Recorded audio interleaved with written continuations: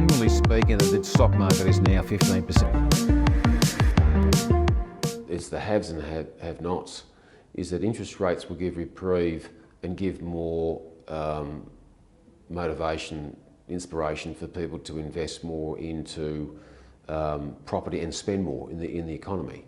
Spending, getting back to being able to have things they've gone without. That's interest rates, that's cash flow. So if you look at that department as far as cash flow, serviceability, being motivated and more confident now about going and investing into something, buying investment property or investing into the market or buying a new car, travel, etc.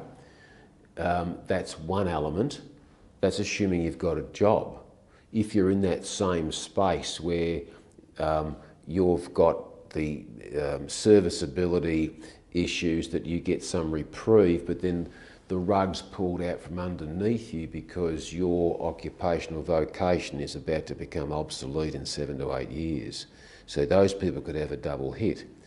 Other sectors that don't have the interest rate issue as far as the serviceability, they're being impacted by inflation from a cost of living, like we all are, cost of food and travel and all those things, but they're not affected. Baby boomers is a great example, the retirees. They've benefited from higher interest rates. They don't have debt. Well, the technology sector won't affect them because they're not even in the market. They're not in the work, they're retired. So the baby boomers right now, believe it or not, and bless them, that I think that they're probably the only sector that will be immune to any inflation reprieve, other than interest rates. If they come off, they're affected on yield. So the baby boomer market have been on defence. They've had to invest into the stock market and take a hell lot more risk to get a 7, 8%, 10% rate of return. Well, now they can invest 30, 40% into the stock market and get a 10% rate of return. So that'll come off.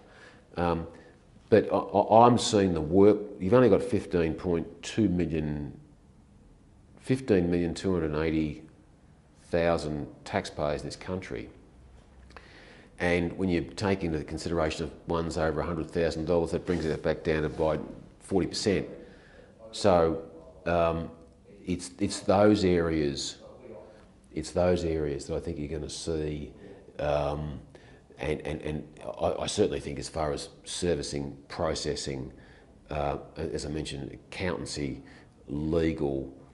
Look at distribution, for example, it's under retail. I mean, I was looking the other day at the data from Myers, AGM, that 46% of the profits of Myers since 2021 June are coming from online sales.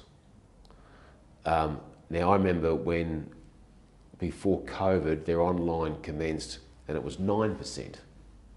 So in 4 years, you know, it's gone, you know, it's incredible how that's shifted in that period of time. It's fivefold. Yeah.